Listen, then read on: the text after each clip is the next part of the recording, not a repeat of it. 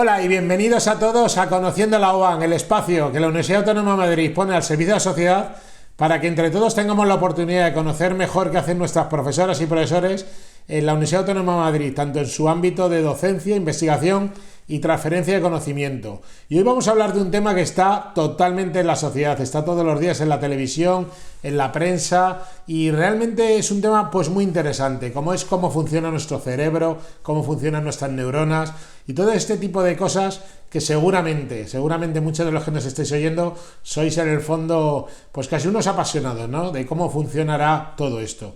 Y para eso hemos tenido hoy la fortuna de que nos atienda a nuestra llamada el doctor Jonathan Benito Sipos. Hola Jonathan, ¿qué tal? ¿Cómo estás? Hola Fidel, muchísimas gracias por la invitación. Muchas gracias a ti por aceptar hoy estar en Conociendo la UAN con nosotros. Pues nada, gracias sobre todo a vosotros por la iniciativa esta de Conociendo la One, porque la verdad es que he estado viendo vídeos de otras disciplinas de compañeros y no paro de aprender. Así que muchas gracias por crear un canal de una calidad tan grande. Gracias, Fidel. Permíteme, Jonathan Benito, que te presente a la audiencia. El profesor Benito Sipos es, como digo, profesor e investigador del Departamento de Biología de la Facultad de Ciencias de nuestra Universidad Autónoma de Madrid y además director del grupo de investigación Neurostem. Es un especialista en todos estos temas, lleva muchos años trabajando en fisiología animal y hoy le venimos a preguntar justamente lo que decía en mi introducción. Profesor, ¿qué son, y en pocas palabras y para que lo entendamos todo, qué es una neurona? Pues mira, Fidel, una neurona es la unidad esencial del sistema nervioso tanto central como periférico, podríamos decir. Pero bueno, sobre todo es básicamente el cerebro, por así decirlo, tiene dos tipos de células. Uno son las neuronas y otro las células de la glía. Las neuronas son como las protagonistas en lo que es toda la gestión del conocimiento y toda la gestión del intelecto, podríamos decir. Y las células de la glía, que siempre han tenido un papel como más secundario, pues poco a poco nos estamos dando cuenta de que tienen un protagonismo mayor del que nos creíamos. Y Dentro de bueno, las simplemente en la sociedad suscita mucho interés siempre cuántas neuronas tenemos, si es un número muy grande, etcétera. Y efectivamente es un número inmenso. Concretamente nosotros en el cerebro, en el encéfalo, propiamente dicho, tenemos casi 100.000 millones de neuronas, lo cual es una auténtica locura, ¿no? Yo siempre pongo el símil de que es como la población de la Tierra multiplicada por 15. Y además, el número de células de la glía, que antes se pensaba que teníamos más, resulta que tenemos igual que el número de neuronas, unas 100.000 millones de células de la glía. y luego todas las Número neuronas son redondo. iguales o hay distintos tipos de neuronas. Pues mira, Fidel, eso es una pregunta muy candente en el mundo de la neurociencia. O sea, nosotros que nos dedicamos precisamente a cómo se especifican las neuronas, creemos que hay unos 10.000 tipos de neuronas. Pero yo sospecho que hay más. Sospecho que hay más porque probablemente no haya dos neuronas iguales. Es decir, las neuronas expresan una playa de genes y además ocupan lugares muy concretos y sinaptan con compañeros muy precisos dentro del sistema nervioso central. Y probablemente no existan dos neuronas iguales. Pero lo que sí que tenemos claro es que al menos, existen 10.000 tipos distintos de neuronas, lo cual es una barbaridad. Porque, por ejemplo, en otros tejidos, o sea, tú te vas al hígado, ¿cuántos hepatocitos hay, qué tipos diferentes de células hay en hígado? Y el número es muy reducido, 2, 3, 4 tipos. Y así en casi todos los tejidos. Sin embargo, en el sistema nervioso es otro orden de magnitud. Es increíble. Entre todo esto, vosotros en vuestro laboratorio, que sois especialistas en el estudio de las neuronas, ¿nos podías contar qué investigáis en el laboratorio, en qué líneas estáis trabajando? Sí, a nosotros lo que nos interesa es cómo se construye un cerebro. Es decir, cómo a partir de un momento determinado del desarrollo hay una lámina plana, que es como una hoja, y de esa hoja surge lo que podríamos decir, Fidel, fíjate, que es el aparato más sofisticado del universo conocido. Es decir, el cerebro es, con mucho, el aparato más sofisticado que podamos encontrar. Bueno, pues a nosotros nos interesa cómo a partir de esa lámina plana, de ese folio, por así decirlo, se genera esa estructura tridimensional que da lugar a algo tan alucinante como el cerebro. Y nosotros en concreto, porque claro, siempre hay que acotar un poco ese problema, a nosotros lo que más nos interesa es saber cómo se construyen las neuronas, es decir, cuál es el mecanismo genético que hace que una neurona exprese, por ejemplo, serotonina y no exprese dopamina. No sé si me he explicado más o Sí, menos. perfectamente, pero claro, para la gente que no se dedica a la investigación se podría plantear, bueno, ¿y todo esto cómo lo hacéis? Al final, ¿cómo se investiga todo esto? Claro. Claro, pues fíjate, siempre tenemos que ir a modelos que sean menos complejos. O sea, por ejemplo, nosotros en el cerebro humano obviamente no podemos experimentar, ¿no? Por razones obvias. Entonces vamos a modelos que sean menos complejos, que no sencillos, menos complejos. Entonces vamos disminuyendo hasta el nivel de complejidad de la mosca de la fruta. Nosotros estudiamos con Drosophila melanogaster, la mosca de la fruta, que muchos dirán, bueno, pero ¿qué tiene que ver el cerebro de una mosca con el de un ser humano? Pues mucho, porque lo que es la biología fundamental de construir un cerebro es muy, muy parecida.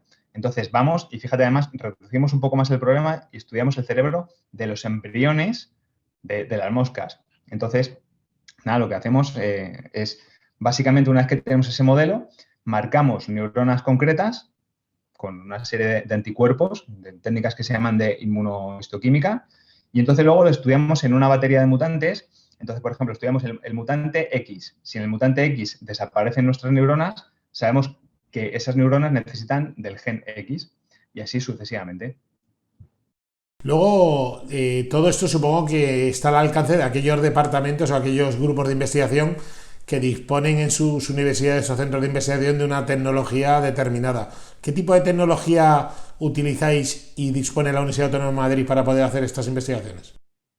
Pues fíjate, Fidel, aquí se juntan una tecnología efectivamente muy, muy, muy puntera y a la vez tecnología que a lo mejor te sorprende. Vamos a empezar por lo más mundano y luego pasamos a lo más pro, por así decirlo. Fíjate que nosotros todo empieza porque hay que diseccionar el cerebro de un embrión de una mosca, que es, no sé si te haces un poco la idea de lo que es eso, pero eso es más pequeño que la cabeza de un alfiler, es increíblemente pequeño. Entonces, ¿qué tenemos ahí? Pues seres humanos, es decir, nuestros doctorandos o nosotros mismos, con unas agujas de tungsteno que las afilamos por una reacción química, las metemos en un líquido y se quedan afiladas a un nivel increíble. Y eso, con mucha habilidad y entrenamiento, conseguimos diseccionar el cerebro. Luego esos cerebros, como te decía antes, aplicamos técnicas de inmunohistoquímica, fundamentalmente, es decir, anticuerpos. Ahora tan de moda con el tema del COVID, ya todo el mundo sabe lo que es un anticuerpo. Anticuerpos que reconocen aquellas neuronas que a nosotros nos interesan y luego les ponemos colores con fluorescencia. Y eso lo llevamos a microscopios súper potentes, que se llaman microscopios confocales. Además, utilizamos de última generación, que no viene al caso, pero son microscopios que no están al alcance, como tú decías, de cualquier laboratorio ni de cualquier centro de investigación, solo de los más punteros, por así decirlo. Y luego, bueno, pues luego tratamientos estadísticos de imagen respecto a esas imágenes y tal. Y luego ya simplemente por cerrar un poco este círculo de metodología, también utilizamos, como casi todos los laboratorios del mundo hoy en día, técnicas de biología molecular y de bioquímica, claro. No sé si te he respondido un poco al Sí, tema.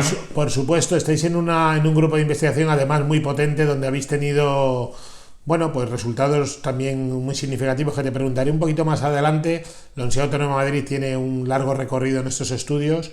Me gustaría que nos contaras un poco también, estás trabajando en ciencia básica, que se llama, ¿no? Y nosotros siempre hablamos que aquí no hay ciencia ni básica ni aplicada, aquí hay buena ciencia o mala ciencia, ¿no? Y vosotros estáis haciendo muy buena ciencia desde hace muchos años. Pero ¿nos podrías contar qué aplicación inmediata tiene vuestra investigación? Efectivamente, hay buena ciencia y mala ciencia. Fíjate, lo que pasa es que es verdad que hay ciencia que está más a las puertas de poder ser aplicada y otra un poquito menos. O sea, nosotros, como tú bien dices, lo que hacemos es biología básica o biología fundamental. La suma de muchos laboratorios como el nuestro, básicamente al final lo que te permite en un marco de poder aplicar. ¿Cuál es el sueño que nosotros tenemos y que nos gustaría poder aplicar algún día? Pues poder construir neuronas a la carta. Es decir, tú imagínate que tenemos un paciente que tiene Parkinson, que como sabes es una enfermedad en la que, bueno, tienes problemas motores porque se mueren unas neuronas dopaminérgicas en un sitio del cerebro que se llama la sustancia negra. Bueno, pues si tú eres capaz de construir esas neuronas dopaminérgicas, puedes a esa persona, a ese paciente, recuperarle su completa movilidad. Ese es el sueño que tenemos nosotros y esa es la aplicabilidad, pero tristemente no creo que sea inmediata, de nuestra investigación. ¿Y cuál es, como decía antes, cuál es el avance del que posiblemente te sientas más orgulloso que habéis hecho dentro de vuestro laboratorio? Pues mira, te diría, me quedo con dos avances. Uno que hicimos en el año 2000, más o menos, en una colaboración con un grupo de Houston, donde encontramos 14 genes implicados en una enfermedad neurodegenerativa, que es una ataxia espinocerebelar, porque curiosamente nuestro laboratorio empezó estudiando cómo se destruía el cerebro y terminó estudiando cómo se construye el cerebro, que eso ha ligado al segundo avance que nosotros hicimos, que podría decir que es en el año 2016, donde descubrimos cómo dos células madre distintas, a partir de un código genético diferente, pueden construir la misma neurona. Es algo que no se conocía y lo vimos en nuestro laboratorio. La verdad es que todo lo que nos estás hablando es fascinante, el mundo del cerebro, de las neuronas, al final, ¿no? De enfermedades también neurodegenerativas, al final yo creo que nos ha dado una visión pues muy importante, ¿no? De la utilidad, ¿no? De la ciencia básica para poder llegar algún día a que estas enfermedades poderles ofrecerles algún tipo de solución, ¿no? Efectivamente, y bueno, ojalá se concienciase todo el mundo de la importancia que tiene esta investigación fundamental que llamamos nosotros.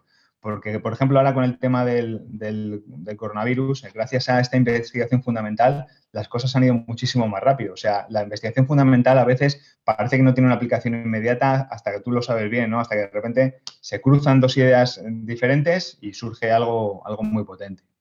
Entonces, bueno, concretamente nuestro campo, que es algo así como muy complejo en el sentido de que, bueno, somos muchos grupos intentando entender el cerebro, que es como el cerebro intentándose entender a sí mismo, que es un poco una metafísica, es algo realmente complejo.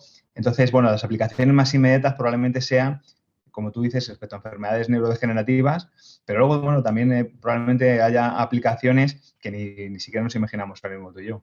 Pues desde aquí hacemos un llamamiento, ¿no? A esas empresas o instituciones que le pueden interesar abrir nuevas vías de trabajo en el mundo del cerebro, las neuronas, de este tipo de enfermedades neurodegenerativas. El grupo del profesor Benito ya colabora con organizaciones muy interesantes, pero desde aquí hacemos ese llamamiento, ¿no? Para aquellos que estén interesados en abrir posibles colaboraciones a futuro con nosotros, que bien contacten con el profesor Benito directamente o con la Fundación de la Universidad Autónoma de Madrid, que estaremos encantados. Profesor, le dejo la última palabra para que cierres la conversación tal como tú mejor consideres.